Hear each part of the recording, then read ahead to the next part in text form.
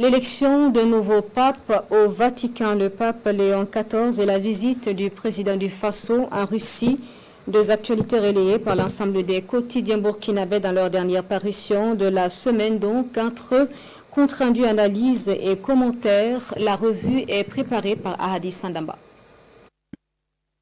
8-9 mai 2025, de Paris à Moscou, une célébration géopolitique titre aujourd'hui au Faso.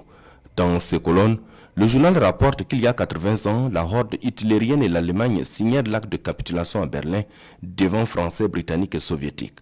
C'est la fin officielle de la Seconde Guerre mondiale et des cérémonies d'hommage aux victimes sont célébrées en France et en Russie.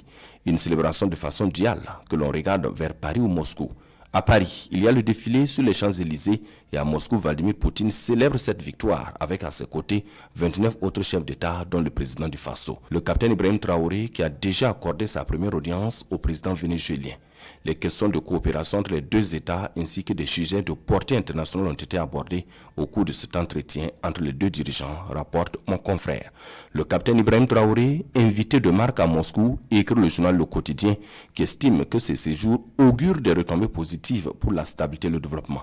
Dans sa rubrique Myria, ce canard rapporte que cette invitation témoigne de la solidité de leur partenariat et offre un cadre privilégié pour un dialogue de haut niveau, notamment lors d'un tête-à-tête attendu entre le président du Faso et son homologue russe.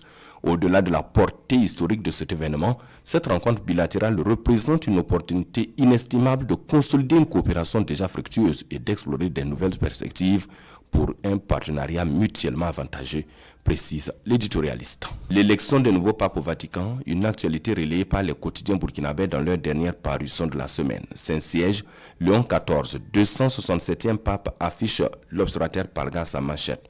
2 jours de conclave, 4 tours de scrutin, l'affaire a été pliée. Le cardinal Robert Francis Prévost, 70 ans le 14 septembre prochain, a été élu 267e pape ce 8 mai et s'est donné le nom pontifical Léon XIV. Un outsider peut-être, mais pas un tocard, car le cardinal Robert Francis Prévost, désormais pape Léon XIV, a été un proche de son collaborateur qui l'avait désigné en 2023 préfet du dicaster des évêques, commente le doyen des quotidiens burkinabés.